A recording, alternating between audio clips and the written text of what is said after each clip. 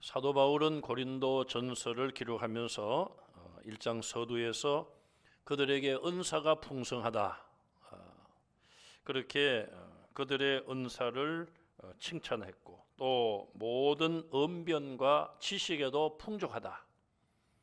그 지역의 그 어떤 환경이 굉장히 그런 문학적인 또 웅변적인 그런 면이 굉장히 강하고, 또 어떤 철학이라든지 수사학 그런 영향을 많이 받았기 때문에 성도들도 그런 영향을 받았고, 또 그런 쪽을 좋아했던 것 같습니다.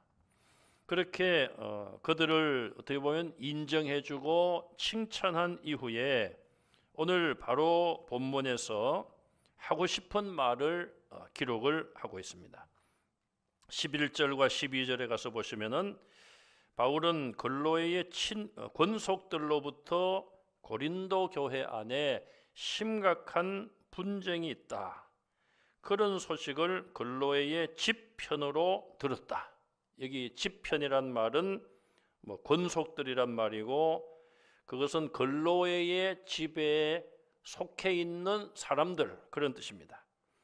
그 당시에 이미 노예 제도가 존재하고 있었는데, 근로의 집에 속한 노예들, 종들이죠. 또 노예로 있다가 자유신분이 되었지만 나는 주인님을 끝까지 섬기고 싶습니다, 나는 주인님을 떠나기가 싫습니다, 그런 분들은 종의 신분에서 자유로워졌지만 그 가정에 계속 머물며 일을 했습니다.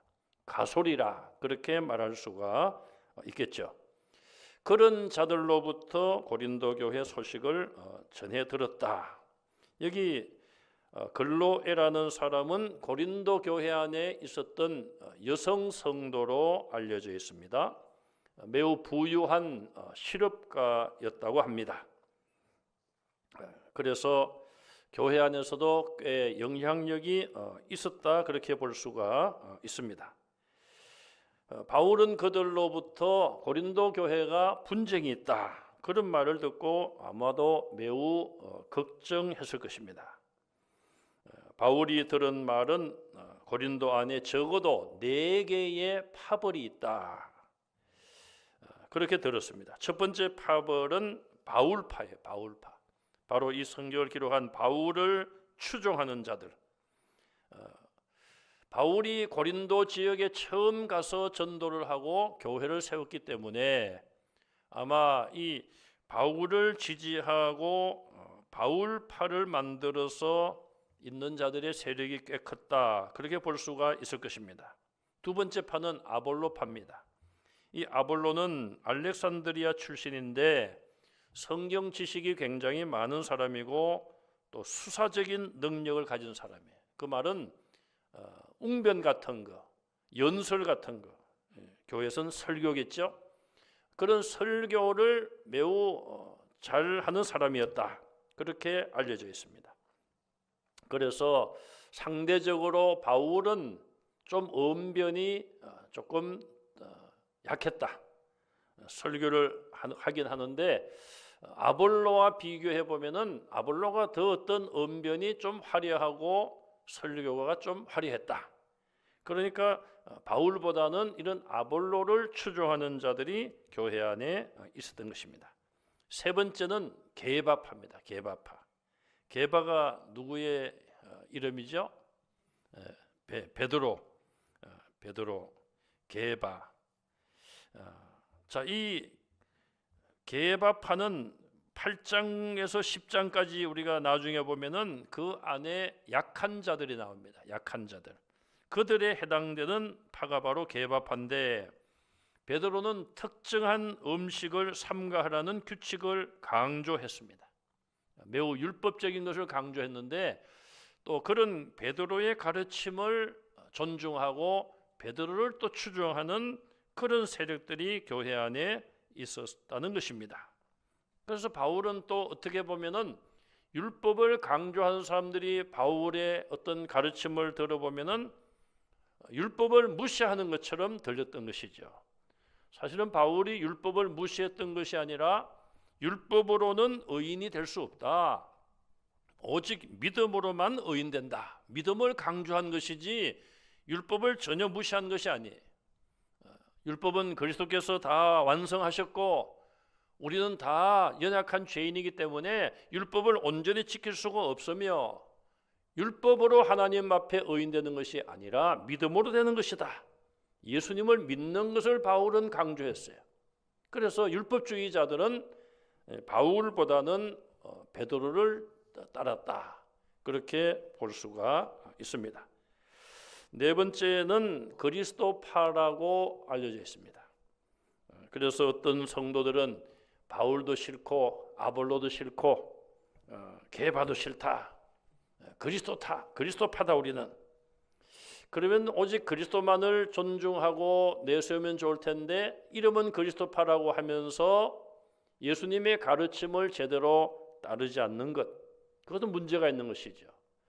예수님이 교회 안에 그런 그리스도파를 만들어서 나를 추종하라 그렇게 하신 것이 아니잖아요. 그런 파벌을 만들고 다른 파벌과 대립이 되면 주님의 몸인 교회가 혼란해지고 시험에 빠지는 거예요. 그건 예수 그리스도께서 원하시는 것이 아닌 것이죠. 어쨌든 고린도 교회 안에 이렇게 네 파가 존재하고 있었습니다. 여러분들은 네 파 중에 어느 파가 마음에 드십니까? 연말에 보면은 연시에도 좀 그런 모임이 많죠. 식당에 가 보면은 사람들이 모여가지고 뭐 그냥 위하여 그렇게 합니다. 어떤 분들은 위하여는 여당들이 모여서 하는 거고 우리는 야당이니까 위하여. 그러니까 또 어떤 분들은 우리는 예수를 믿으니까 위하예. 제가 또 하나 더 만들었어요. 우리 하나님 편이니까 위하하. 위하하가 제일 좋은 것 같습니다. 여러분들은 어느 파입니까? 위하합니까? 예. 자, 교회든 나라든 여러분 또 가정이든 이게 갈라지고 분열되고 쪼개져서는 안 됩니다. 제가 지난 주일날 에서에 대한 설교를 했지 않습니까? 그 이삭의 가정에 아버지는 큰아들을 편애하고 어머니는 둘째 아들, 작은 아들을 편애하고 가정이 둘로 나눠져 가지고 그렇게 거짓이 오고 가고 거짓된 수단 방법을 동원하고 결국은 가정이 얼마나 불행한가. 그렇게 갈라진 그들의 마음이 저 밑에 후손에 가서는 완전히 두 나라가 원수가 되고 그런 모습을 보았습니다. 바울은 그런 상황에 있는 고린도 교회 성도들에게 10절 말씀에 예수 그리스도의 이름으로 권한다. 이거는 바울이 자기 개인의 어떤 사도로서의 어떤 위엄을 가지고 말하는 것이 아닙니다. 개인의 인간적인 어떤 소망보다는 예수님이 원하시는 것이다. 예수님이 원하는 것을 내가 너희들에게 권면한다. 그렇게 말하고 있습니다. 그 내용은 무엇입니까? 너희 모두가 같은 말을 하라. 그리고 같은 마음과 같은 뜻으로 온전히 합하라. 말만 같이 하지 말고 분쟁이 없이 같은 마음과 같은 뜻을 가지고 온전히 합하라. 그렇게 권면을 했어요. 그리고는 13절에 내려가서 세 가지 질문을 던지고 있습니다. 자, 첫 번째 질문은 무엇입니까? 그리스도께서 어찌 나뉘어졌느냐? 자, 이 질문을 세 가지를 하는데 이 대답은 다 아니라는 것입니다. 정답이 아니라는 거예요. 왜 질문형으로 했느냐? 강한 부정을 강조하기 위해서입니다. 바울이 세 가지 질문을 하지만은 몰라서 하는 질문도 아니고 듣는 자들로 하여금 그것은 아니다, 아니다, 아니다 강조하기 위하여 질문형을 던진 것입니다. 하나님은 한 분 아니십니까? 성부, 성자, 성령께서 하나이십니다. 예수님은 늘 기회가 있을 때마다 나와 아버지는 하나다. 그것을 강조하셨어요. 성부, 성자, 성령 이 하나이신 하나님께서 나뉘어질 수가 없는 것입니다. 주님의 몸인 교회가 사람들에 의하여 파벌을 만들고 서로 다투고 분열해서는 안 된다는 것이죠. 두 번째 질문은 무엇입니까? 바울이 내가 너희를 위하여 십자가에 못 박혔느냐? 이것도 강하게 아니란 것이죠. 절대로 그런 것은 아니지 않습니까? 나중에 바울이 순교를 당했습니다마는 십자가형으로 처형된 것은 아닌 것으로 알려져 있습니다. 또 만약에 베드로 같은 경우에 십자가 처형을 당했습니다마는 예수님이 지신 십자가와 또 사도들과 초대교회 성도들이 십자가에 달려서 죽은 것은 근본적인 차이가 있는 거예요. 예수님의 십자가의 죽음은 우리의 죄를 대신하는 죽음이었고, 그 이후에 성도들의 십자가의 죽음은 순교였습니다. 믿음을 지키는 것 때문에 당한 핍박과 고난의 결과로 십자가에서 죽은 거예요. 예수님 외에 그 누구도 십자가에 달려서 죽는다 할지라도 다른 사람의 죄를 대신하여 죽을 수는 없는 것이고, 그렇게 죽은 죽음은 아무도 없다는 것입니다. 내가 너희를 위하여 십자가에 못 박혔느냐? 아니란 것이죠. 그러므로 나 바울을 너희가 추종하거나 바울파라고 그렇게 만들어서 분열하지 말라는 거예요. 세 번째 질문은 무엇입니까? 너희가 바울의 이름으로 세례를 받았느냐? 그렇죠. 바울의 이름으로, 나 바울의 이름으로 세례를 준다, 그건 아니잖아요. 누가 세례를 주든지 간에 세례는 하나입니다. 성부, 성자, 성령의 이름으로 세례를 베푸는 것이고, 마태복음 28장 19절에 예수님께서 제자들에게 명령한 거예요. 아닙니까? 모든 족속에 가서 제자를 삼고 아버지와 아들과 성령의 이름으로 세례를 주라. 그래서 세례는 성부, 성자, 성령 삼위일체 하나님의 이름으로 받는 것이 중요한 것이지 세례를 주는 집례자가 중요한 것이 아니라는 것입니다. 물론 성도들 중에는 내가 옛날에 어떤 분에게 세례를 받았는데 그분이 나중에 아주 훌륭한 목사님이 되어가지고 아주 한국 교회를 대표하는 그런 목사님이 되었다. 그러면 자랑삼아 성도들에게 나는 누구에게 세례 받았습니다, 어떤 목사님이 세례 받았습니다, 그렇게 말은 할 수가 있겠죠. 그러나 그 누구에게 세례 받느냐, 그것이 중요한 것이 아님을 바울은 여기서 이야기를 하고 있습니다. 고린도 교회가 이렇게 분열되고 다투는 것은 큰 모순이 있죠. 왜냐하면 예수님은 십자가에서 우리를 대신하여 못 박혀 죽으셨어요. 모든 그리스도인들도 다 우리의 믿음은 어떤 생각을 해야 됩니까? 예수님이 십자가에 못 박혀 죽으셨을 때에 나도 거기 주님과 함께 연합하여 옛사람을 십자가에 못 박아 죽였다.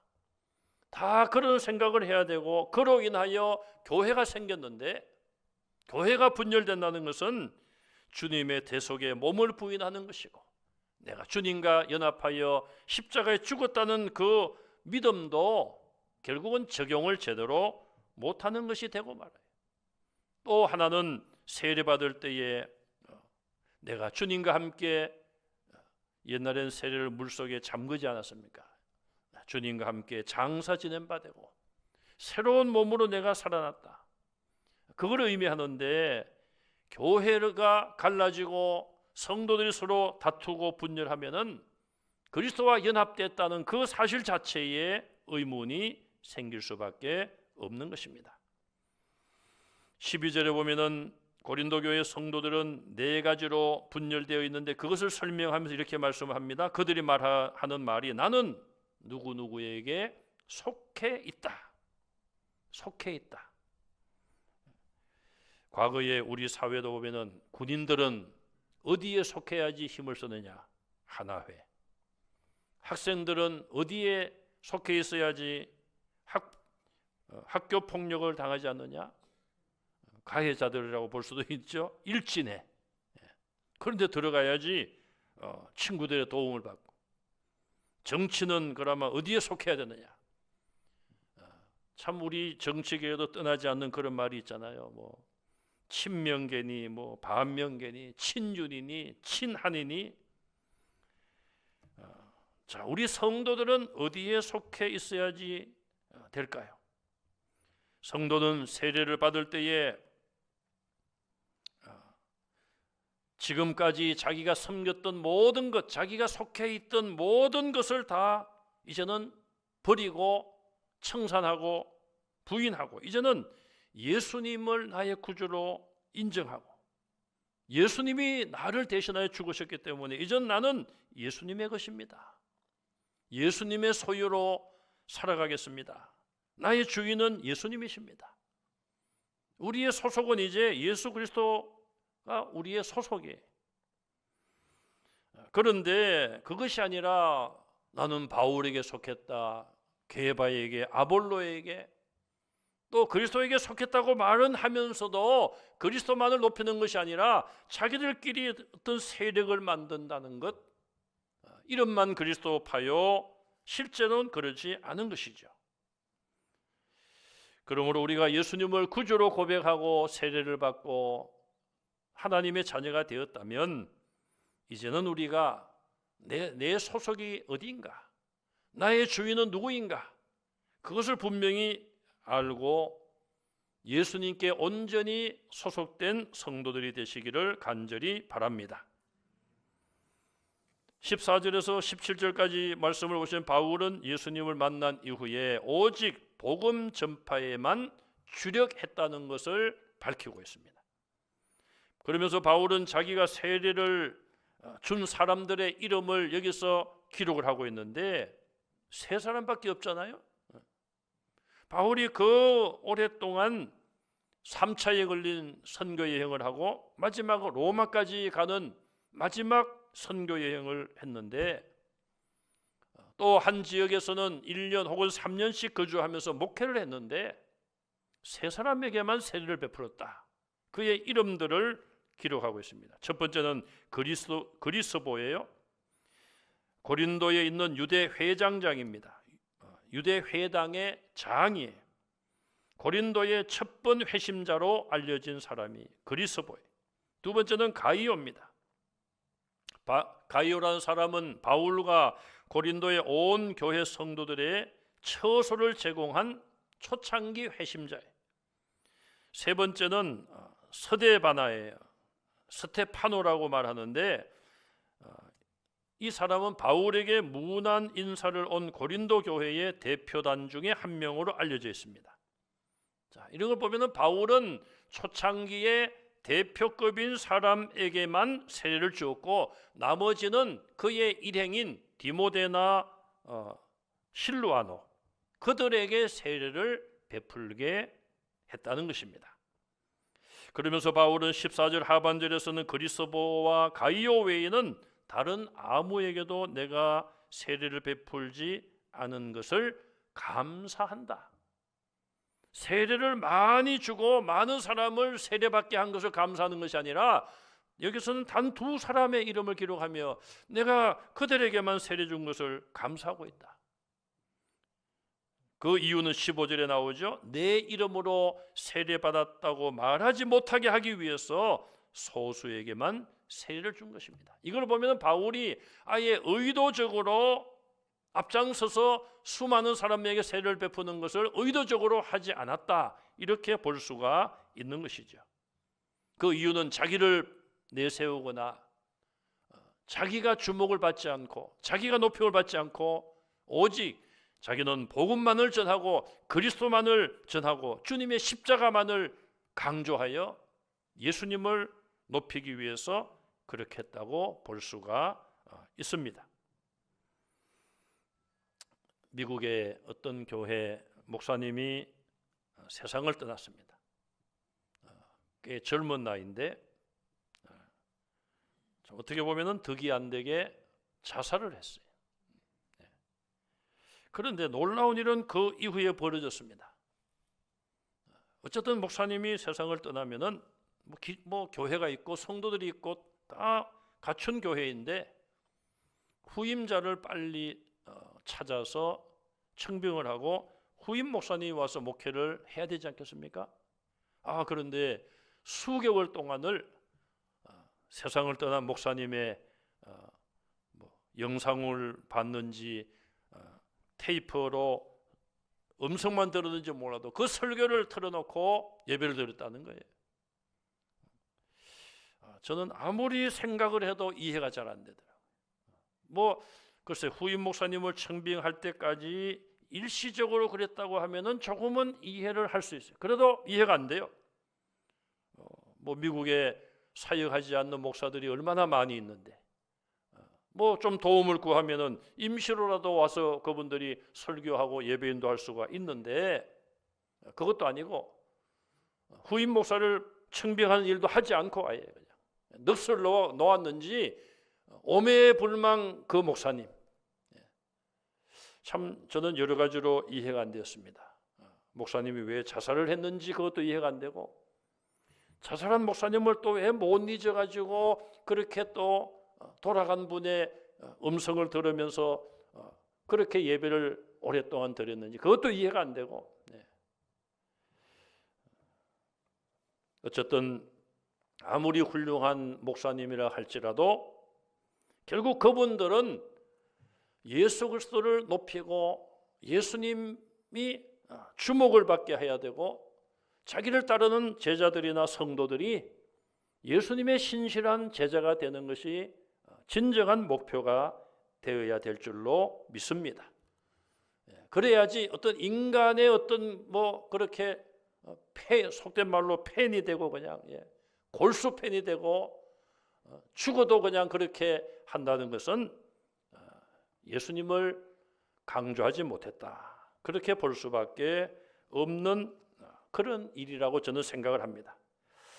결론적으로 17절에서 그리스도께서 바울 자신을 보내신 것은 세례를 베풀려고 하는 것이 아니다, 오직 복음을 전하는 것이 주님이 나를 보내신 목적이다.